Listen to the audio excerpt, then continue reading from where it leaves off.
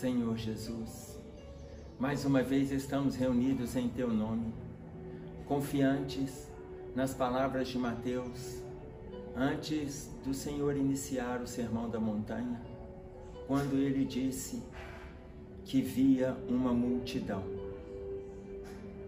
E o Senhor, neste momento, vê a multidão não de pessoas, mas de dificuldades, de problemas, de pensamentos positivos e negativos que se confrontam dentro de nós. Pedimos, Senhor, atentos à Tua presença conosco, que possa nos fortalecer, solidificar o lado bom que carregamos dentro de nós, para que Ele possa expandir, conquistando outros espaços, junto dos nossos núcleos familiares, no nosso núcleo profissional e social, mas acima de tudo, no nosso núcleo espiritual, facilitando-nos a intuição, o discernimento e o bom senso. Que a Tua paz esteja conosco, que assim seja.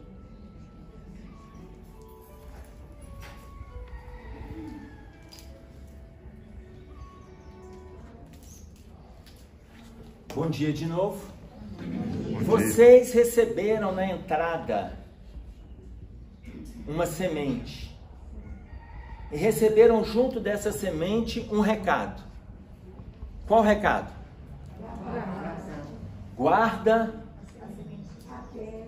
a tua semente. Até quando?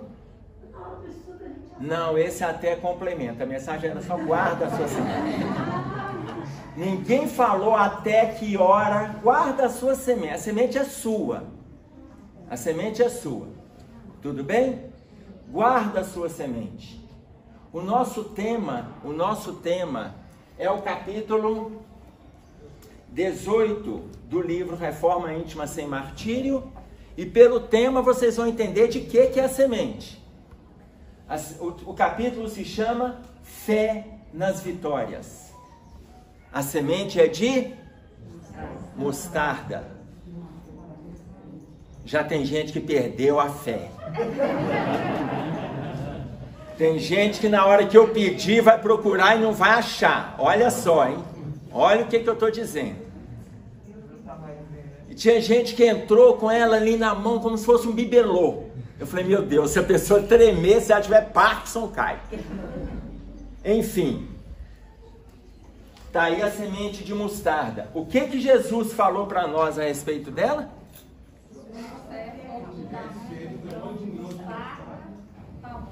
Se você tiver... Não, ele falou tá bom não.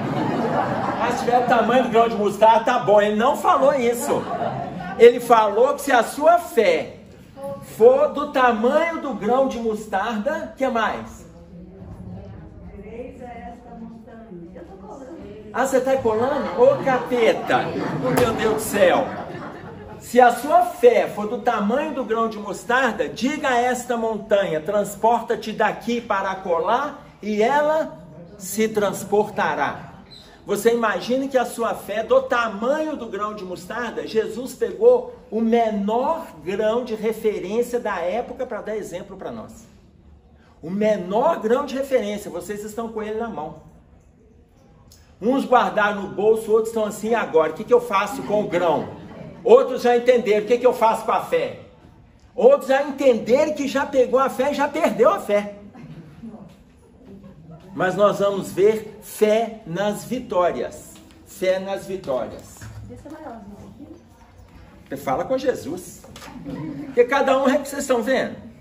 Aqui, tá com a fé na mão e tá assim, podia ser maior. Uai, conversa com o cara. Conversa com o cara. Depende só da gente. Ele só pegou de referência. Ele não falou que tem que ser desse tamanho. Ela pode ser maior, né? Com certeza. Depende da criatura, né? Melancia, né? Mas é cada criatura que aparece, né? Então, é isso. Olha a fala dele.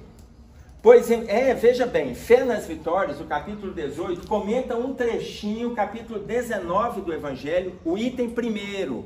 E olha a passagem. Pois em verdade vos digo, se tivesseis a fé do tamanho de um grão de mostarda, desse tamanho, não precisa ser maior não. Se você conseguir fazer com que ela chegue desse tamanho, gente, já está de bom tamanho. Se ela chegar desse tamanho, está excelente. E aí ele coloca, se for desse tamanho, diga a esta montanha, transporta-te daqui para ali, e ela se transportará. Veja bem, o que ele quer dizer com isso? O que é a montanha? Ok, então levanta a mão para mim, levanta a mão para mim. Quem tem problema, levanta a mão. Tem que falar quem. Não, eu quero quem tem. Por quê? Mas a fala de Jesus é essa. Diga essa dificuldade, transporta-te daqui para acolá e ela se transportará. Mas nós estamos vivificando os problemas. Nós vamos ver isso aqui.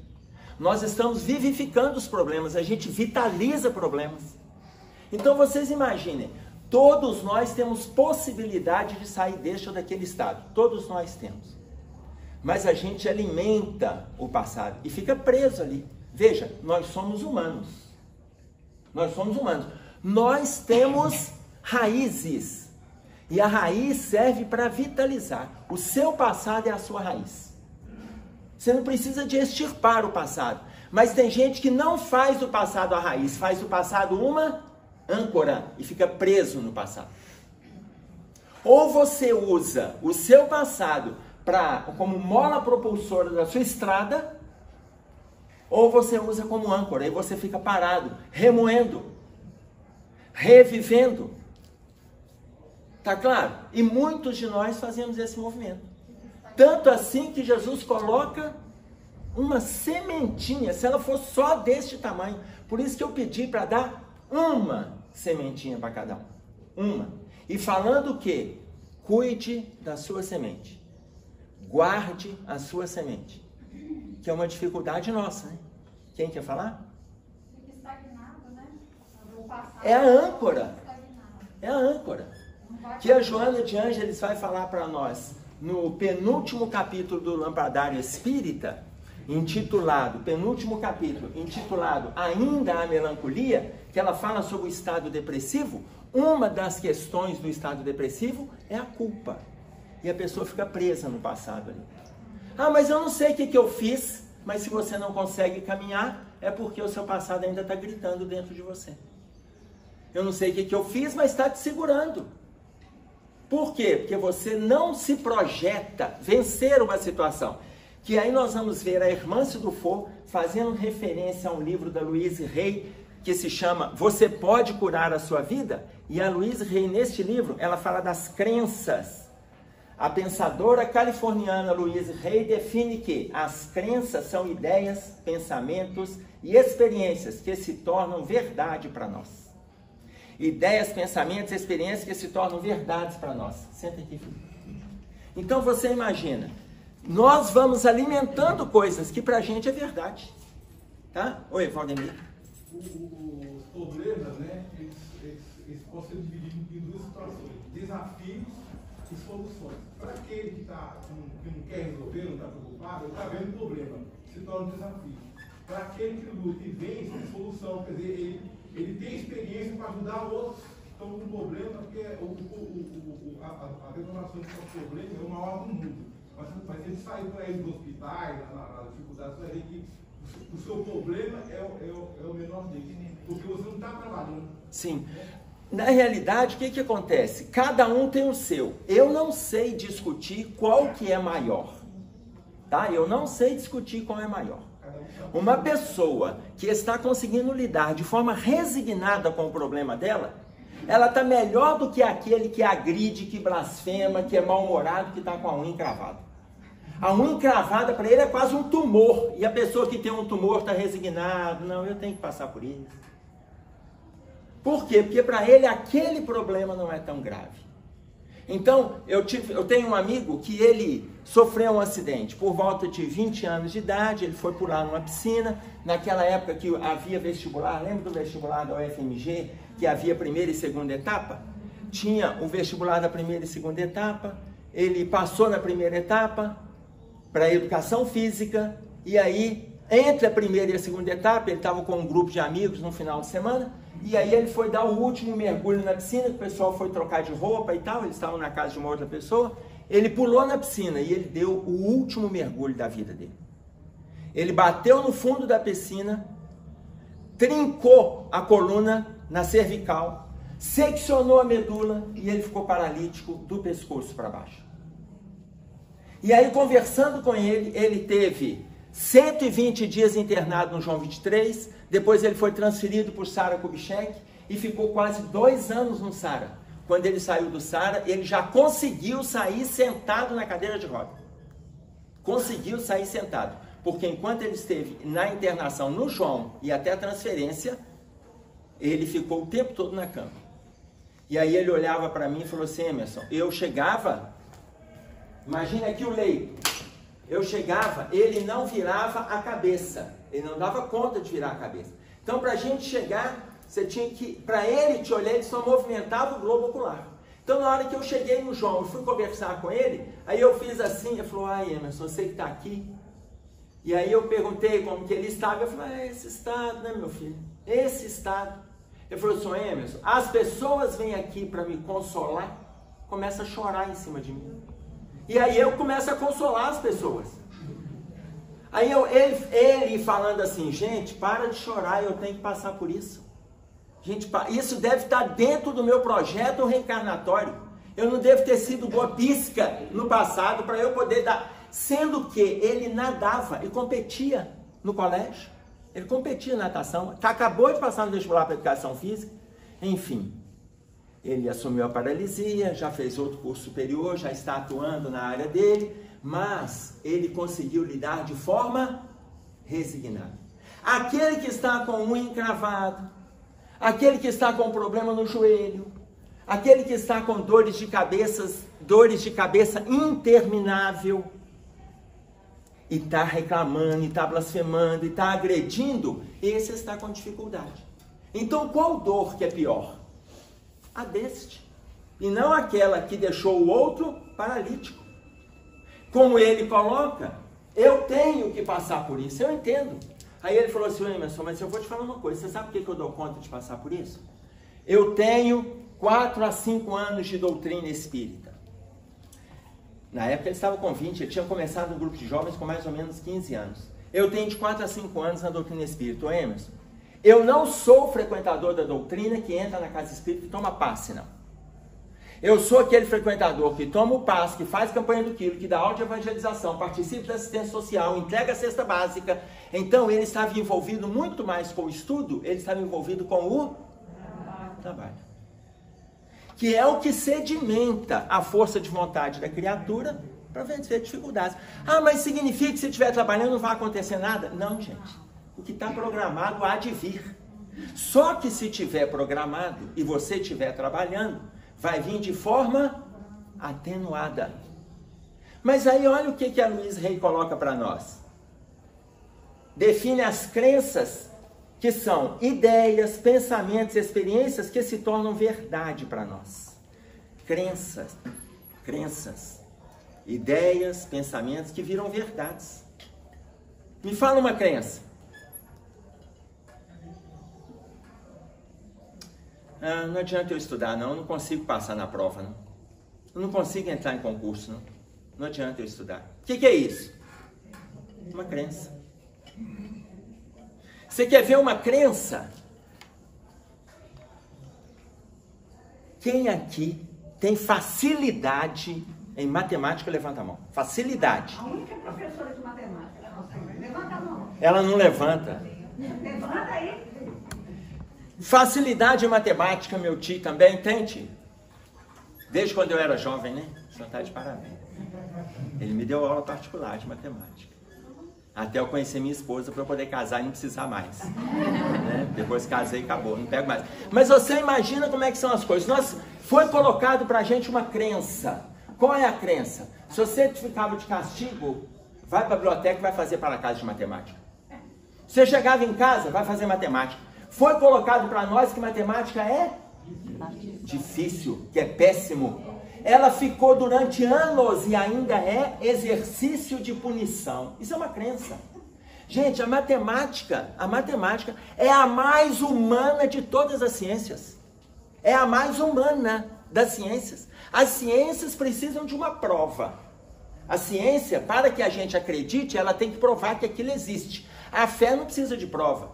A fé é uma crença. A ciência mais humana que existe é a matemática. Tudo foi invenção do ser humano. Triângulo isósceles. Você já viu um triângulo isósceles andar pela avenida cumprimentando o número 2? Você já viu um quadrilátero cumprimentando o cubo e falando assim, estou indo na casa do quadrado, vamos fazer uma confraternização lá? Você já viu raiz quadrada cumprimentando um produto notável? Ou mexendo com os polinômios? Você está entendendo o que eu estou dizendo? Ou seja, a mais humana, isso tudo é criação humana. Mas foi passado para nós como exercício de punição.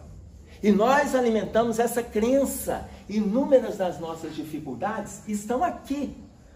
Ah, mas nós temos? Eu não estou negando. A gente tem. Mas uma coisa é você reconhecer que tem e trabalhar para vencer aquilo ali. A outra coisa é você pegar algo como crença e se agredir a partir daquela crença. Só um pouquinho, Marcos. Dois pecados que eu comentei aí, né? A biblioteca e a matemática. Sim, 2 pecados. A biblioteca virou o inferno onde se estuda matemática. Aí quando você pergunta se o povo é leitor, eles falam assim, eu leio o tempo e leio o super. Isso é leitor? Tá? Só contar estudar texto mesmo. A minha filha, no colégio, na quinta série, o professor falou para ela assim, você não tem matemática. Minha filha falou, mas não sabe o que ela fez da vida? Sim. Faculdade de matemática. Sim. É professora de 20 anos de matemática. Porque tinha, aí vocês veem que a pessoa pode vencer a crença. Mas isso é da criatura, gente. Quando a Luiz Rey coloca pra gente aqui, Luiz Rey define as crenças que são ideias, pensamentos e experiências que se tornam verdade para nós. Nós temos que cuidar para que a crença do outro não prejudique a nossa caminhada. A crença do outro não nos agrida. Agora, existem as questões que são nossas? Existem. Lá na frente, a irmã Dufour diz assim, muitos idealistas, orientados pelo roteiro de melhoria espiritual, são tomados de escassa autoestima. O que é autoestima? O que é autoestima? Autovalorização, você gostar de você. Escassa autoestima e sucumbem sob o peso dos monstros de culpa e da vergonha. Entra o ponto que a gente estava colocando inicialmente. Você começa a se agredir, a se punir. Aí você se pune nas relações. Aí, se você se pune numa relação, veja, você tem essa dificuldade. Você tem uma dificuldade, que é o ciúme. E aí aquela pessoa, você tem uma dificuldade, o ciúme. A sua dificuldade te diminui no quadro do relacionamento afetivo, conjugal. Te diminui. Aí você tem essa dificuldade do ciúme. E aí você acha, você não, o seu parceiro ou a sua parceira, você acha que você está muito melhor. E aí você começa a diminuir mais ainda essa pessoa aqui. Só que quando você começa a avaliar, essa pessoa tem um exercício de paciência e você é altamente irritadiço. Qualquer coisa que te fala, o seu humor muda, a sua expressão muda, a sua fala muda. Ou seja, esta que é ciumenta, ela é a mãe da paciência. E você que não tem ciúme, é altamente estressado. O que significa isso, gente? Significa que todos nós temos dificuldades. A gente não precisa de se vangloriar porque alguma coisa realça em nós. A gente precisa reconhecer que aquilo realça. E não se prender a crenças. Por exemplo, um exemplo da crença. Você pega lá atrás, vocês lembram quando existia? Vocês lembram do gravador? Videocassete? Lembra? Teve gente que está até hoje aí com aquele reflexo da multa que passou pela VHS que não deu conta de rebobinar. Não tem mais isso hoje. Ah, mas qual é o problema? A gente lembrar disso, ter vivido essa fase, significa que nós somos velhos? Não. O velho é aquele que se prendeu nessa fase. Ele está lá. Ele não quis aprender nada de novo. Ele não quis crescer com mais nada, absolutamente nada. Esse é o velho. Esse é o velho. Ele ficou preso numa fase. Hoje, não tem jeito de você ficar preso numa fase. Por que que não tem jeito? Outro dia, conversando com uma professora, ela falou assim, olha, você vê como é que são as coisas, né? Quase 25 anos de universidade, de docência. Acho que eu falei, gente, vocês vão entregar, passou o trabalho para os alunos, gente, vocês vão me entregar o trabalho, então, em pendrive, até o dia tal. Os alunos, pendrive, professora? Gente, pendrive. Professora, a gente não usa mais pendrive. Como é que é? Como que vocês fazem? Ela pegou e falou, eles falaram assim, professor, a gente entrega na nuvem. E ela falou assim, meu Deus, como é que eu corrijo o trabalho na nuvem? Emerson, eu tive que me atualizar. Veja, muitos de nós, ainda nem sabemos como que se usa um pendrive. Ou porque não teve interesse, ou porque não houve necessidade, nós ainda não sabemos. Os alunos estão de pendrive para arquivar na nuvem. E a professora? O que significa isso? Que essa professora estava velha? Sim, porque ela ficou parada. Quando ela se atualizou, aí juntou filho para ajudar. Por quê? Porque é isso mesmo. A mente deles está acelerada. Está acompanhando para não envelhecer. Então a gente que ainda está preocupado com a fita, com a vitrola, lembra da vitrola? Do radinho de pilha? Ainda temos, né? O Washington, quem conhece o Washington lá dentro, tem o radinho de pilha. Então vocês imaginem, nós, na realidade, temos que sair dessa formação. Essa formação é o pontapé inicial para um passado culposo, onde a gente fica amarrado naquelas situações ali. Amarrado naquelas situações. Ah, mas como que a gente faz para se libertar dessas situações? Primeiro, fortaleça a sua fé. Fortaleça a sua fé. Como que você vai fortalecer a fé? Olha o que ele coloca. Existe uma sensação de frustração que te acompanha por muito tempo nos esforços do progresso, em razão das opções que fizemos nos sombrios vales da ilusão e da queda. Existe algo que nos acompanha e a gente continua alimentando aquilo ali. Esse pensamento negativo, seja relacionado à vergonha, ou, como dizem as irmãs, a culpa, ele não pode nos ancorar. Não faça com que isso aqui vire uma âncora na sua caminhada. Isso aqui tem que ser raiz, ou seja, tem que te vitalizar para você sair desse movimento aqui. Ah, mas isso não pode virar um remorso, porque remorso é remoer a culpa. É ficar ali. Ah, mas remorso tem motivo? O remorso, ele só tem razão de ser quando ele vira arrependimento. Quando ele vira arrependimento. Por quê? Porque se a gente ficar alimentando isso aqui, nós vamos esquecer de acreditar na gente. Por isso é que ela fala, que no parágrafo de cima, que a nossa autoestima está escassa. A gente começa a alimentar o mal-estar. Ah, eu cometi um engano, você fica ali preso na vergonha. Daí a 2 anos, 5 anos, 2 encarnações, você já não sabe o que é, mas você sabe que tem algo que te paralisa e você continua paralisado. Então isso tem que mudar? Tem. Nós temos que sair do campo do arrependimento. Agora, claro que antes de chegar no arrependimento, quem coloca isso para nós, gente, é a Joana de Ângeles. No livro Joana de Ângeles responde, quando ela diz assim, muito antes de chegar aqui, primeiro vem a ideia rediviva.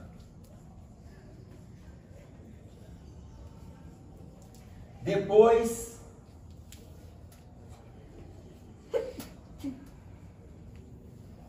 o momento da reflexão.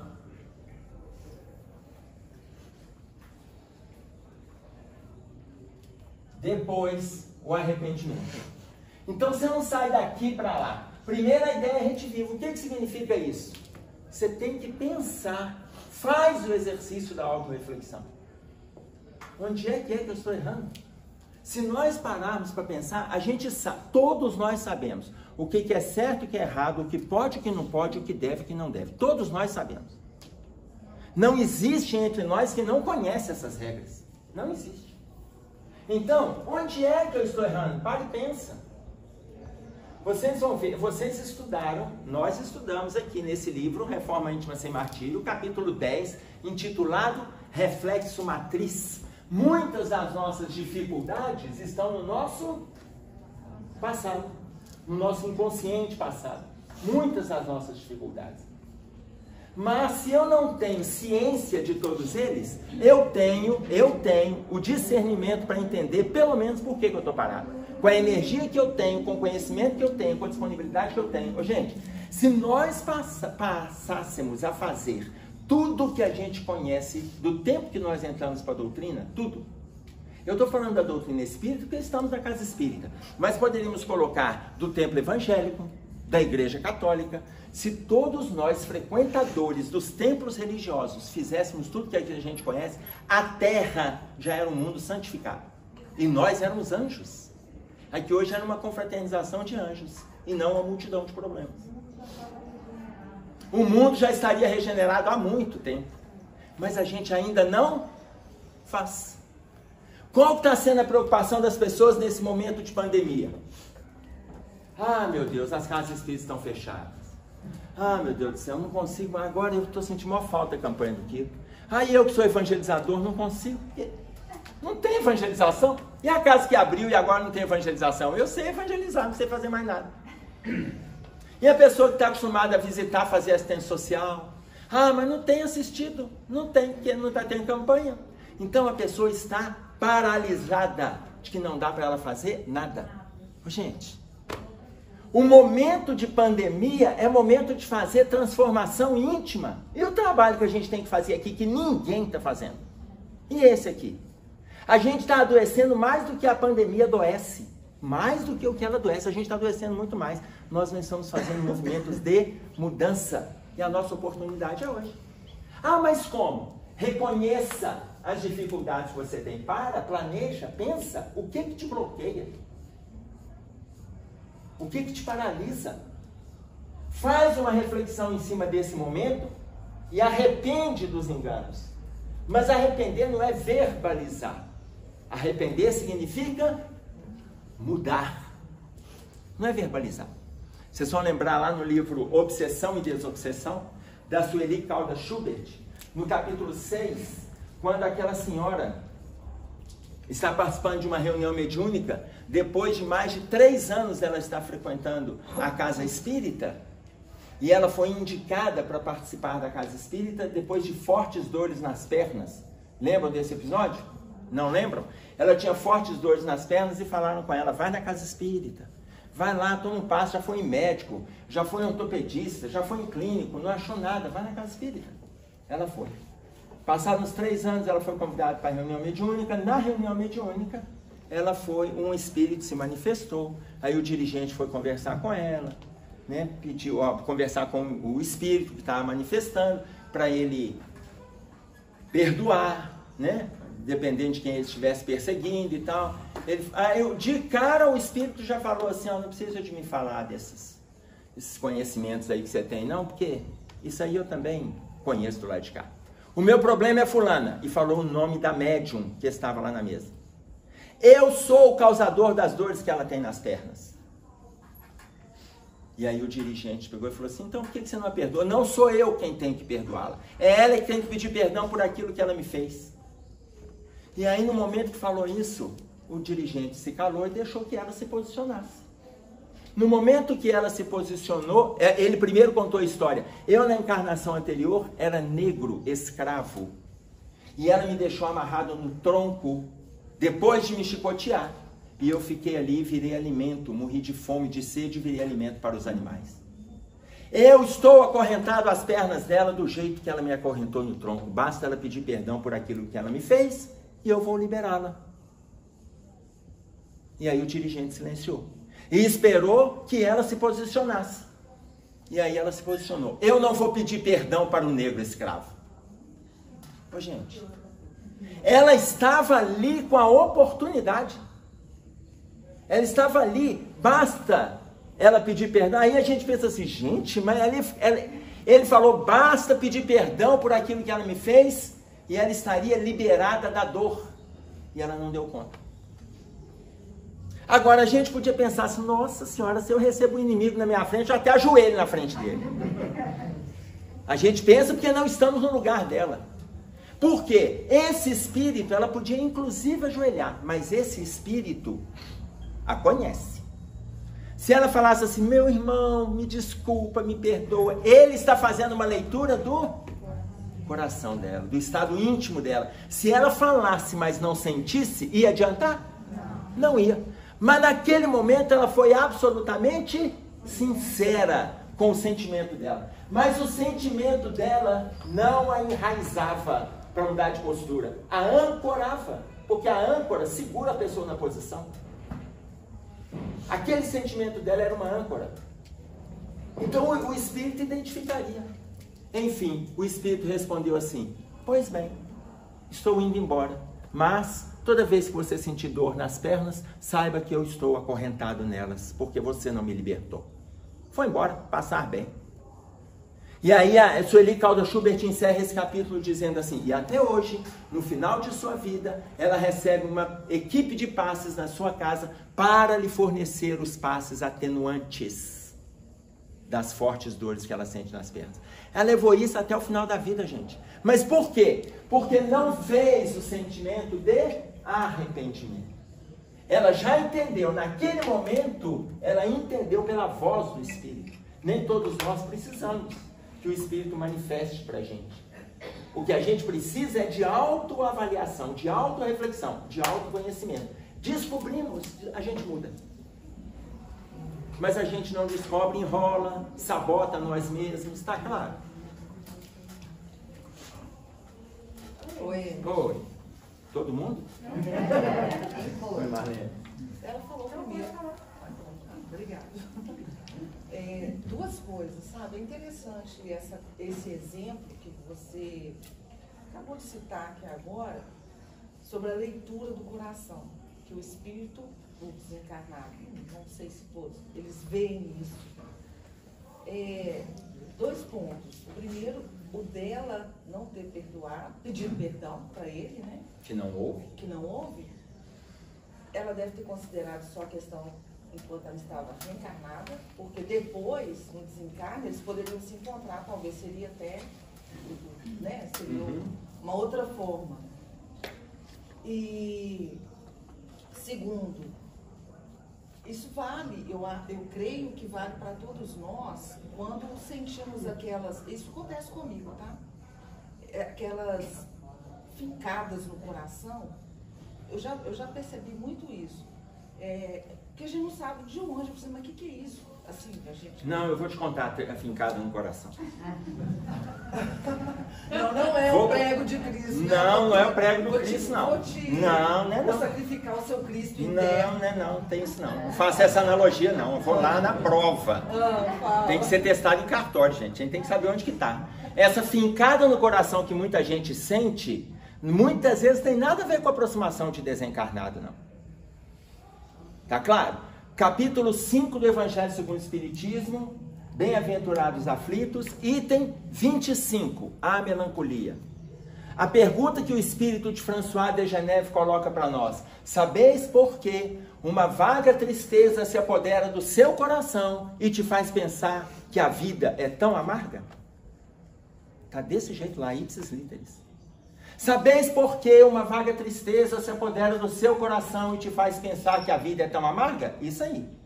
Aí ele coloca, ele mesmo responde: é que o vosso espírito aspira à liberdade do corpo, mas não podendo fazer isso, lamenta a prisão que te acomete. Por quê? Porque esse momento de prisão que nós estamos aqui, gente, é mudança de postura. A gente gosta, na hora que vê um sofrimento, vê uma dificuldade, vê uma dor, o que, gente, nossa senhora, hoje o jovem, então, alguma coisa não dá certo, ele fala assim: morri. Tudo para eles agora é morri. Eu não sei quem inventou isso, que esse negócio ganhou força. Não deu certo, morri também. Mas ele morre no minuto seguinte, ele reencarna, é uma facilidade, né, para ele ir e voltar. Entenderam? Então, quer dizer, aí o que François de Geneve coloca? que a gente realmente aspira à felicidade, que é a liberdade do corpo, mas o corpo não permite. O que ele está dizendo? Nós temos que passar por essa construção aqui na Terra. Por quê? Porque eu tenho que vencer essas dificuldades. Como que eu vou vencer? Autovalorização. Mas como que a gente começa a se valorizar? Como? Vou contar. Adriana. Se a gente vem com o esquecimento do passado, por que ela tem essa atitude de não? Eu vou falar para você. Se a gente vem com o esquecimento do passado? Né? Porque nessa hora ali, ela não aceitou. Tudo bem que às vezes a gente não sabe o que a gente fez. Mas ali estava muito claro para ela, né? E ela vem com essa arrogância. Essa arrogância, para mim, ela não foi nem preparada com as coisas do que eu estava no reunião de um. Né? Porque só daí você já vem com o sentimento que ela vai ajudar uma pessoa no reunião de um, se ela está com esse sentimento desse jeito.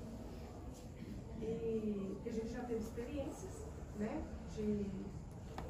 nessa questão de aproximação do espírito, sem saber por nada, fomos pedindo perdão e tal, depois vimos que a coisa resolveu. Funcionou. Sem saber Sim. o que aconteceu, o que não aconteceu. A única coisa que a gente sabia é que, bem, se de repente pediu perdão, vai adiantar, vamos ver. E teve a prova que foi, né?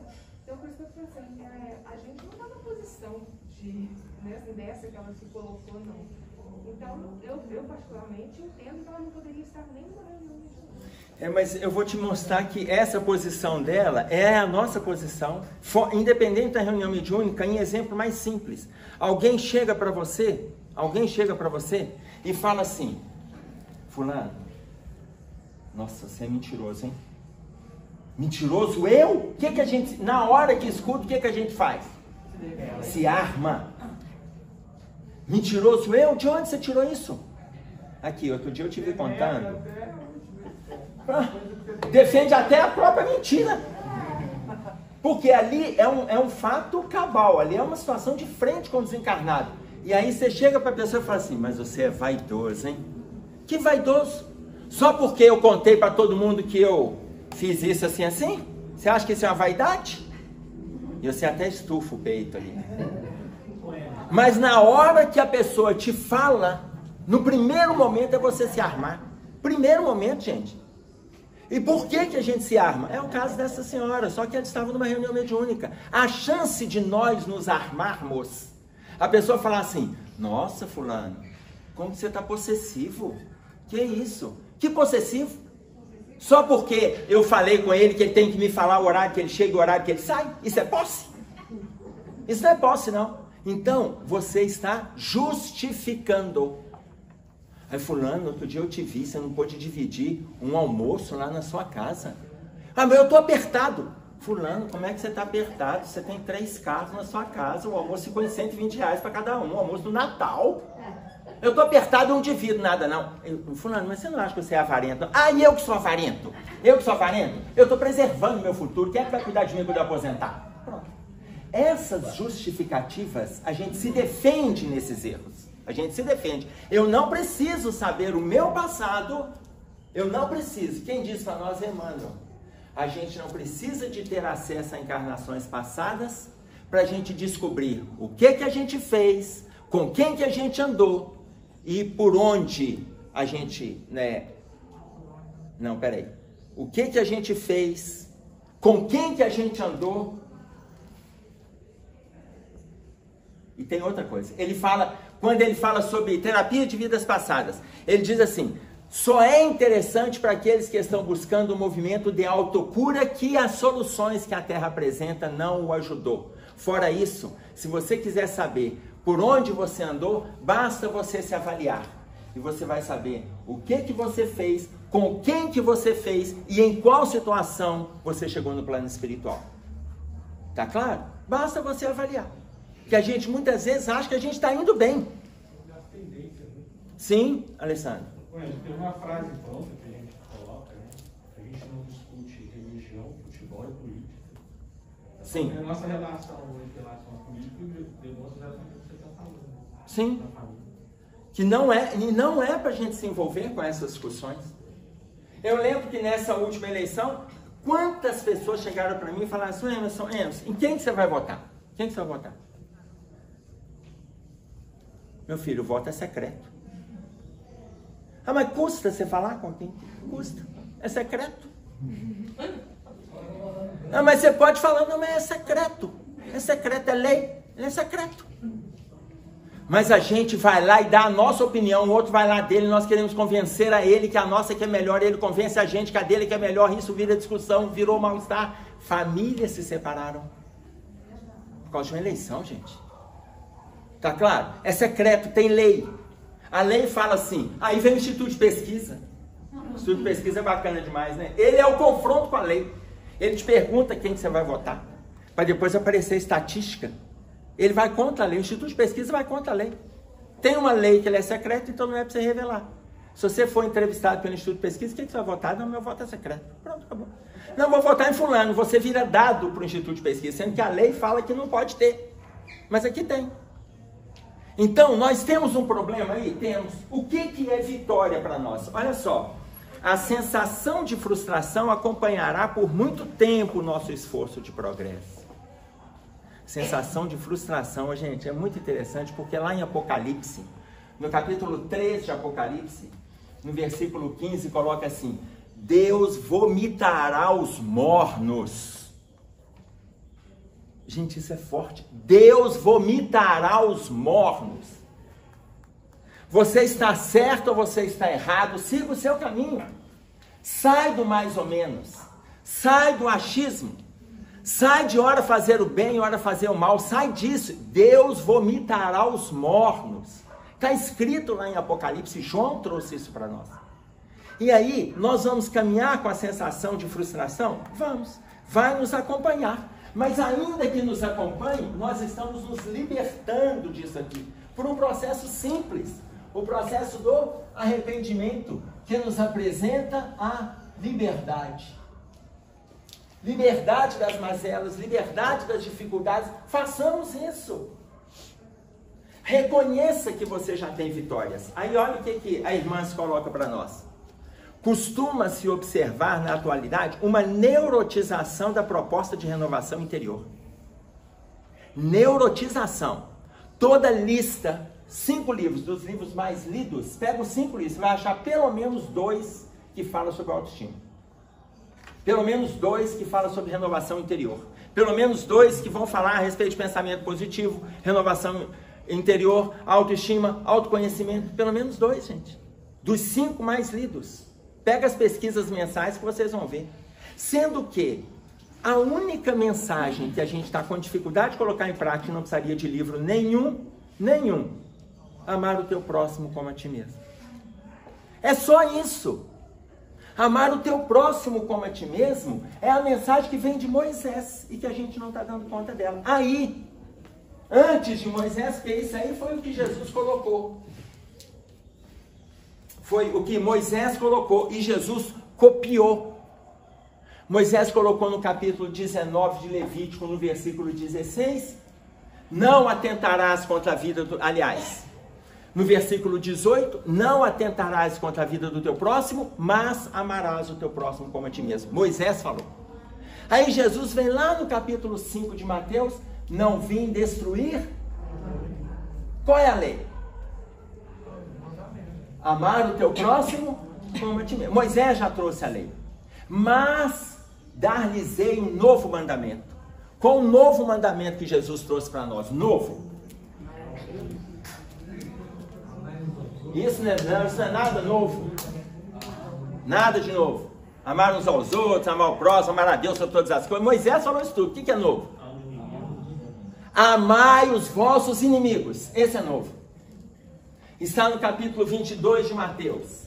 Nos versículos 37, 38, 39. Amai os vossos inimigos. Qual é o seu inimigo? Você mesmo.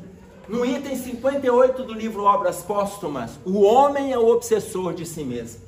O homem é o obsessor de si mesmo. Amai os vossos inimigos. Se ame. Aí quando Moisés fala amai o próximo como a ti mesmo, identifica os enganos que tem em você. Identifica. fica mais fácil para a gente poder amar o outro do jeito que a gente se ama. Por quê? Porque a gente é condescendente com a gente. A gente é caridoso com a gente. Nós somos pacientes com a gente. A gente justifica os nossos enganos. Mas não justificamos o do outro, não somos pacientes com o outro, não somos condescendentes com o outro, não queremos escutar o outro. Por que nós merecemos mais? De onde que a gente tirou isso? E aí ela coloca como sendo uma neurotização da reforma interior.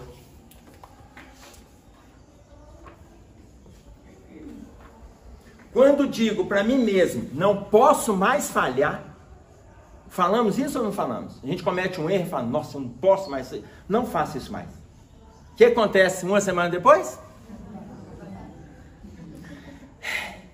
Quando digo a mim mesmo, não posso mais falhar, será mais difícil o domínio interior. Será mais difícil o domínio interior. Precisamos aprender a ser gente, a ser humano, a exercer o auto-perdão, a admitir falhas, cientes de que podemos recomeçar sempre, pois o objetivo é sermos melhor e não sermos os melhores. Nós não temos o objetivo de sermos os melhores. Eu não tenho que ser o melhor palestrante, o melhor estudante, o melhor profissional da minha área, o melhor trabalhador da casa espírita. Eu não tenho que ser o melhor. Eu tenho que ser melhor. Faz uma avaliação de você há 5 anos atrás. Faz uma avaliação de você há 10 anos atrás. Se você concluir que não mudou nada, você está usando o quê? Âncora. Se você concluir que não usou nada, que não melhorou nada, você está usando uma âncora. Se você concluir que você melhorou, você está fazendo as suas dificuldades a raiz. Por quê? Porque a raiz nos vitaliza. Nós não vimos lá no capítulo 13, amizade com o homem velho? Foi o 13? Ah, vocês não lembram, né? Eu lembro. Meditação da amizade com o homem velho. Está aqui no capítulo 13, embora estejamos estudando o 18. Meditação da amizade com o homem velho. Ou seja, reconheça que você tem dificuldade. Não estamos aqui para sermos os melhores. A gente está aqui para ser melhor. Ah, mas como é que a gente faz? Pensa numa dificuldade que você não tem. Pensa uma coisa que você já venceu.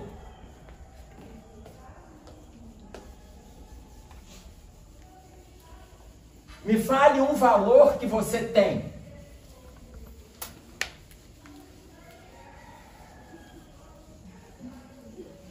Está com vergonha. Hã? Está todo mundo com vergonha. Gente, fica sem vergonha. Pensa num valor que você tem. Um valor. Honestidade. Quem falou? Ser honesto? Comigo. Não, peraí. A pergunta foi que você tem, né? Que você é, não. Você já tem honestidade? Já adquiriu? Ó, depois que eu conheci a doutrina, já há 35 anos, houve uma mudança radical no meu modo de analisar honestidade e desonestidade. Por isso é que eu quero que a gente se avalie. Você acha que você é diferente hoje de 10 anos atrás? Sim. Ok. É essa avaliação que é pra gente fazer, gente. Mas é isso que ela propõe. Quando ela fala em fé nas vitórias, ela está falando, veja o valor que você tem. Descubra um valor que você já tem. Por quê? Porque ele não pode te acomodar, mas é mola propulsora para a conquista de outros valores. Mas ele não pode te acomodar. Então, vou pegar um exemplo. Você citando a honestidade, eu me lembrei aqui. Minha filha caçula, que hoje está com 19 anos, ela chegou e... Quando ela estava com 12 anos, ela falou assim, pai, eu queria ir na Comeb. Lembra da Comeb? Confraternização das Mocidades Espíritas de Belo Horizonte, aquela confraternização que acontece entre os jovens no período de carnaval. Então ela falou, pai, eu queria ir na Comeb. Eu falei, filha, na hora certa você vai. Ela falou, não, pai, eu queria ir agora. Eu falei, mas a Comeb tem que ter 13 anos. Pois é, pai, eu tenho 12. Eu falei, então, você tem 12, você não tem 13. Lá o mínimo 13 anos. Ô pai, deixa eu te falar uma coisa. Eu faço culto no lar desde que eu estava na barriga da minha mãe. Eu sou espírita desde a barriga da minha mãe. Eu falei, filha, só de você ser espírita desde a barriga, não é nem pra você estar me pedindo isso. Já que você é espírita desde a barriga. Se a regra 13 anos, você está com 12.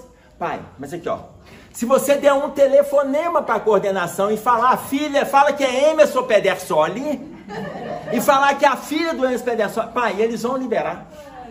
Eu falei assim, filha, deixa eu te falar. E ali eu já vi a técnica da corrupção. Vocês estão entendendo? Vocês estão entendendo que a avaliação não precisa de ir lá na encarnação anterior, não precisa de nada de encarnação anterior, gente. Eu vi ali, eu falei assim, não, filha, deixa eu te falar. Como você está fazendo culto no lar desde a gestação, e sabe que eu também sou espírito, eu não vou ligar para eles passarem por cima de uma regra, para você, pai, mas daqui a 6 meses eu faço 13 anos. Eu falei assim, mas se você desencarnar antes, você não faz. Nossa, pai, você está desejando? Eu falei, não, filho, eu estou te dizendo que é a linha natural do tempo. Enfim, aí a técnica que ela achou que seria a mais persuasiva. Pai, carnaval, eu fora do encontro de mocidade, vou ficar por aí. Eu falei, você não vai ficar por aí não. Nas palestras que eu tiver encontros, que eu for, e tiver encontro de família, você vai. Sua mãe vai estar comigo, você vai também. Aquelas que não tiver encontro de família, a sua mãe vai na casa do seu avô, dos seus avós, vai estar ajudando a sua avó a cuidar do seu avô, e você vai acompanhar, você não está solta não. Ano que vem você vai na comédia. Passaram-se 7 anos. Ela vai todo ano, depois disso e tal. Alguns meses atrás, elas têm o grupo da... Lá em casa tem um grupo da família. Somos 5, tem um grupo da família. E aí elas vão... Todas elas vão falando, né? Veja, todas elas. Eu sou o homem da casa, né? Lá é uma esposa e 3 filhas. Então todas elas falam e eu não falo nada. De vez em quando elas falam assim, gente, papai tá lendo. Então, chegou lá em casa, ela pegou e comprou 2 caixas de máscara da Shopee. E aí, chegou lá em casa, 10 caixas de máscara. E ela falando com as meninas, a Shopee mandou 10 caixas de máscara. Vocês querem levar? Leva pra academia, leva pro escritório. Ah, separa uma pra mim. E eu tô vendo a conversa lá.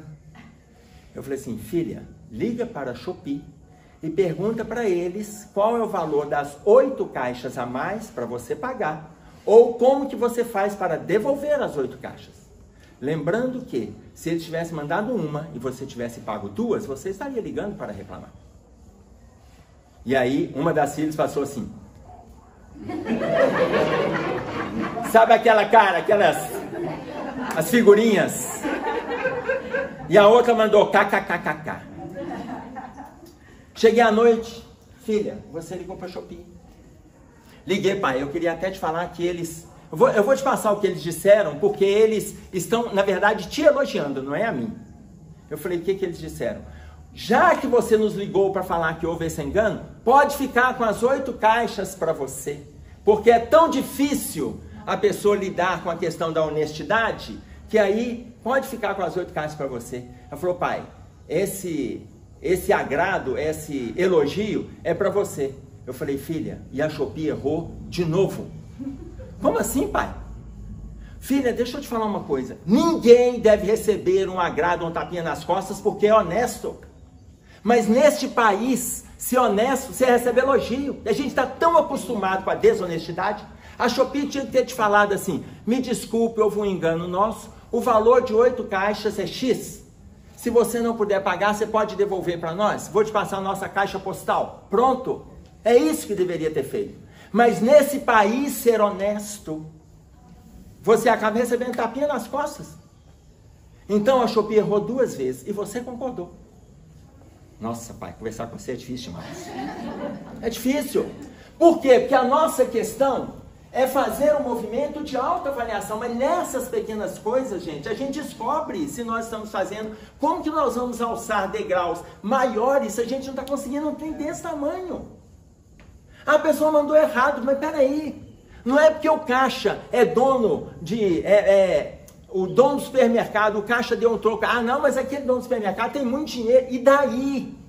Não é por isso que eu vou ficar com o troco dele?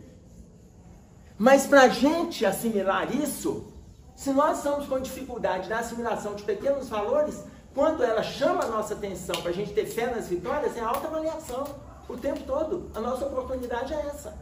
Oi, Patrícia. Alguns exemplos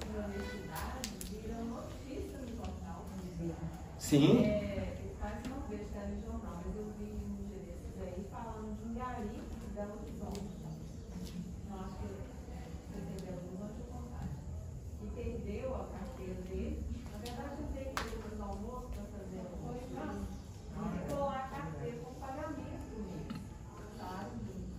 Aí a esposa colocou na internet, pedindo se alguém achou e tal, ela com o bebezinho em colo, falando que vai pagar. Mas um casal em BH já tinha achado. Estavam procurando pelas redes sociais, pelos documentos e tal. O negócio virou notícia. E o repórter falou, gente, temos um exemplo aqui. Agora veja, a gente não precisa, nós não precisamos de valorizar no outro, o outro tem que se valorizar.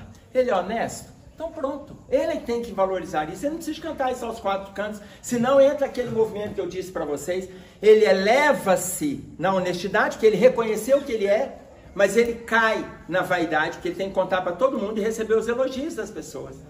Então é interessante reconhecer, você reconheceu, cada um aqui dá conta de reconhecer um valor, porque a irmã se for coloca para você reconhecer o que você já conquistou. E aí? Oi, Emerson. Oi. E é engraçado que às vezes você cita algum episódio assim de como esse que a Patrícia colocou, aí você tem uma ação como essa atitude, né, que teve o exemplo que você deu da sua filha com você.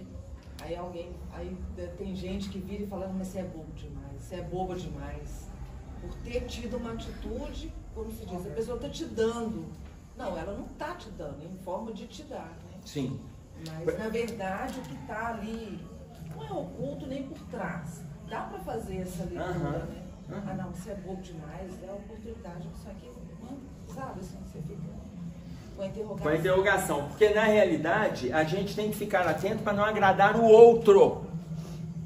Ô, gente, quando nós desencarnarmos, a prece, quem fizer a prece por nós, está de bom tamanho. A prece vai nos ajudar muito, mas não nos tira do inferno. Não nos tira da treva. A prece é atenuante. Livro dos Espíritos, 479. Pergunta de número 479. A prece é em tudo um poderoso auxílio, mas Deus observa aqueles que trabalham e não aqueles que se limitam a orar. A prece é em tudo um poderoso auxílio. Essa mesma colocação, a mesma, está na Gênesis, no capítulo 14, no item 46, com as mesmas palavras. A prece auxilia em tudo. Em tudo. Agora, olha como que a irmã se coloca. Fé pequenina, asseverou Jesus, do tamanho de um grão de mostarda. Isso bastará para solidificar nossa confiança no projeto de transformação que inexoravelmente vamos conquistar sob a égide de pequenos êxitos de cada etapa. Fé pequenina é o suficiente. É o suficiente. Isso bastará para solidificar nossa confiança no projeto de mudança. Pegue a sua semente de mostarda.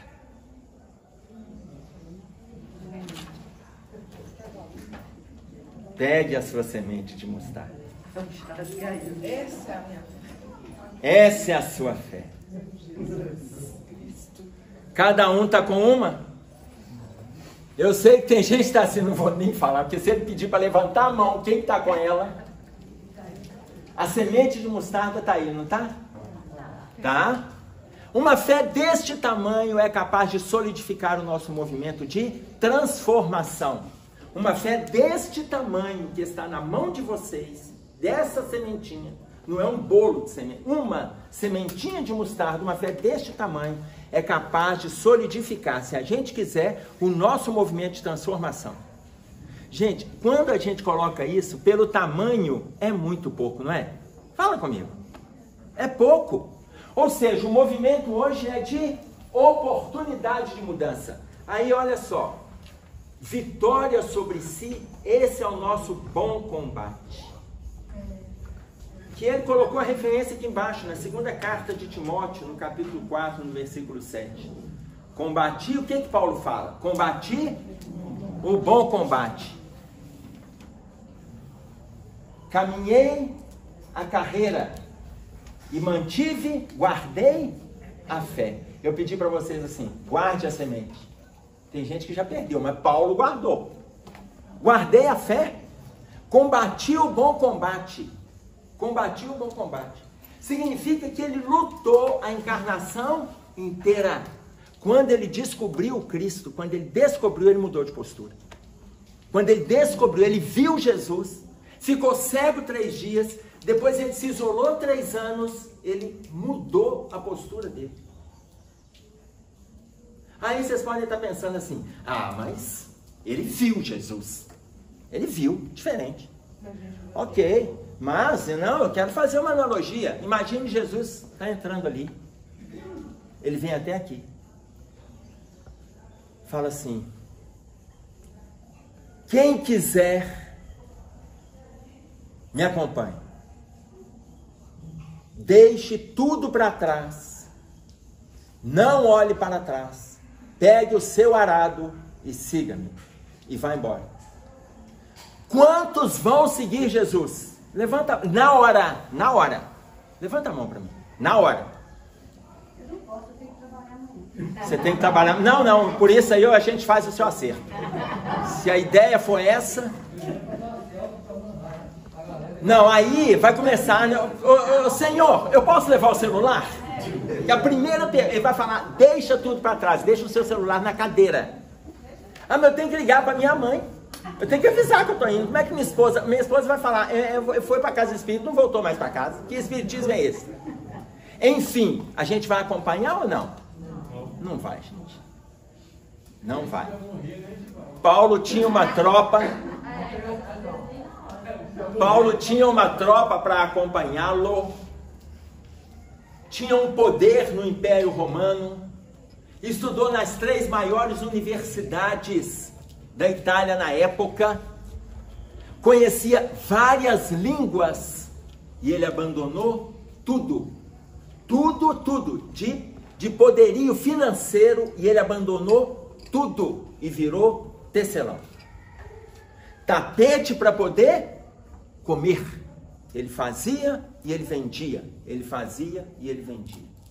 Então estamos hoje no movimento de oportunidade. Aí vocês estão pensando, como? De oportunidade. Você sabe a origem?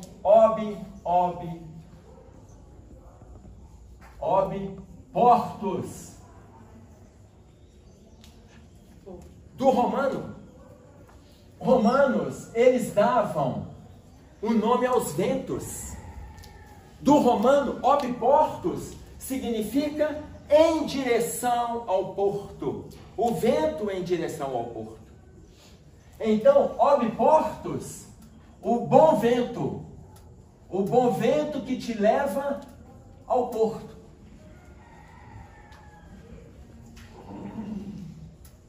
O famoso Porto Seguro, né? O Porto Seguro da pessoa. De Cabral, quando chegou na Bahia. Também. Por quê? Portos é o bom vento que te leva ao porto. De Romanos. Se nós pegarmos portos do latim, nós vamos ver que lá no latim, o portos tem a ver com porta e ao mesmo tempo com porto. Ou seja, onde você vai ancorar? Mas qual porta que você vai escolher para fazer sua ancoragem? Aqui é ancorar mesmo. O bom vento que te leva. Você está no mar alto das experiências duras que a vida propõe. Então, você vai usar. Mas você vai usar o quê? O porto.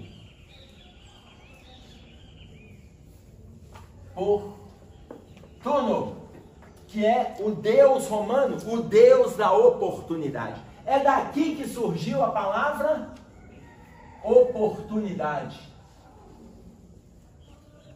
Etimologia da palavra. A oportunidade, veja bem, ela vem lá do Império Romano. O bom vento é que te apresenta o porto, que te apresenta a segurança. E aí você usa por quê?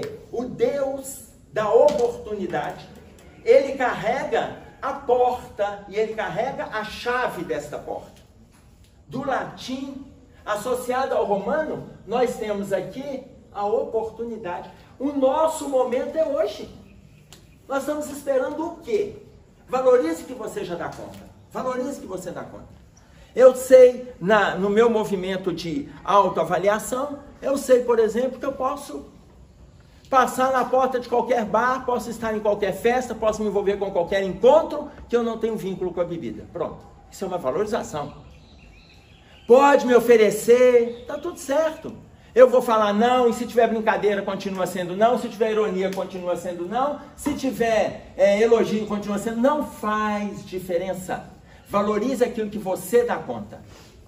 Ah, não, eu menti demais. Hoje, graças a Deus, eu não minto mais. Cuidado, porque isso já é uma mentira. Pois é. É a autoavaliação. Não me conte a sua mentira, senão vira terapia de grupo. É atento o tempo todo, né? Você tem que estar... É para ficar atento. Por isso, na hora que você falou da questão de... Você perguntou, tenho, é se é, por quê? São estados, você tem que estar ficando o tempo todo assim, ó. Mas veja, posso chegar. Se nós estamos vendo aqui, olha lá, vitória sobre si é o nosso bom combate, conforme destaca o apóstolo Paulo de Tarso. Então, qual é a boa porta, que é uma oportunidade para você chegar no porto, na sua segurança? Avalia. Valoriza aquilo que você já tem de construtivo. Oi, filho. Nós temos os dois exemplos, né, que foram deixados para a gente. Tem o Paulo, que aproveitou a oportunidade, e tem o Emmanuel, que não aproveitou a oportunidade. Né? Paulo que aproveitou e Emmanuel que não deu conta. Oi. O que me chamou a atenção, porque para mim foi mais, nem é o fato de você não seguir a Jesus, foi o fato de eu acreditar se é Jesus mesmo que entrou e que esteve na minha frente, me chamando para ele. É muita descrença hoje. Sim, mas aí tem uma diferença. Eu preciso acreditar se é Jesus mesmo. Como que nós vamos ter certeza se este é ou não a pessoa que está nos convidando? Se não for ele, se for uma outra pessoa, olha o que o próprio Cristo coloca.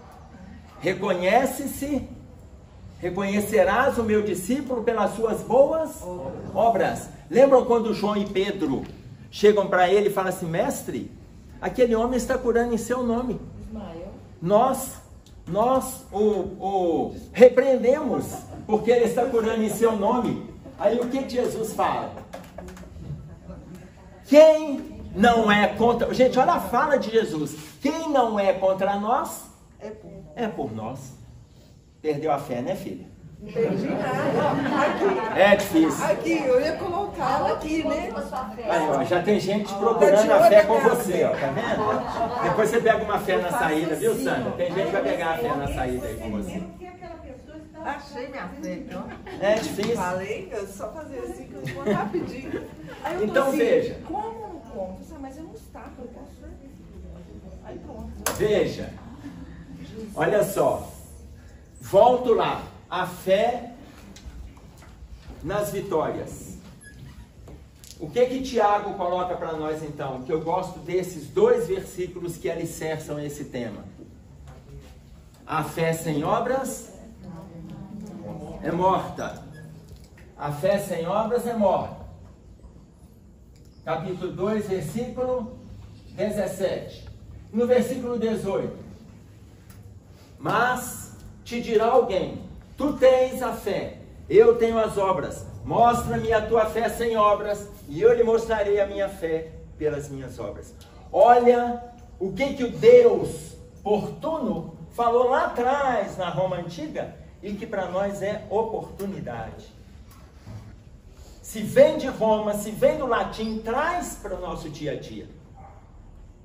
Mostra-me a tua fé sem obras, e eu lhe mostrarei a minha fé pelas minhas obras. Nada vai nos salvar se não nos envolvermos com o trabalho. Ô gente, nosso tempo acabou, né? Vocês estão achando que ia ser um seminário, mas não dá tempo de fazer seminário, não. A casa está cheia. Ah, é? Olha só, nós vamos encerrar. Não dá para a gente se posicionar mais, afinal são 10h15, os passistas estão ali, daqui a pouco eles vão ficando nervosos, vai dar paz.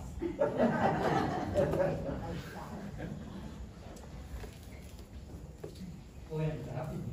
Só jogar terra e água, só ver como é que a fé cresce nesse salão. Só jogar terra e água, você vai ver como a fé cresce nesse salão. Por que semente, tanto semente está o chão hoje?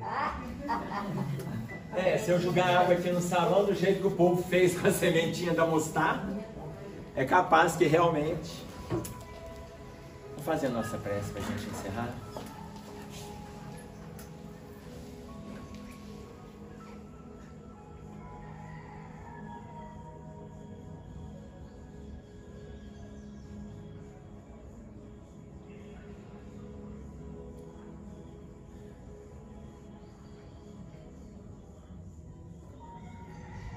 Pai nosso que estás nos céus, santificado seja o teu nome. Venha a nós o teu reino, seja feita a tua vontade, assim na terra como no céu. O pão nosso de cada dia nos dai hoje. Perdoe as nossas dívidas, assim como nós perdoamos os nossos devedores. Não nos deixeis cair em tentações, mas livra-nos do mal, porque teu é o reino, o poder e a glória para todo sempre. Com esta prece, Senhor, estamos encerrando o nosso estudo desta manhã. Fique conosco, que assim seja.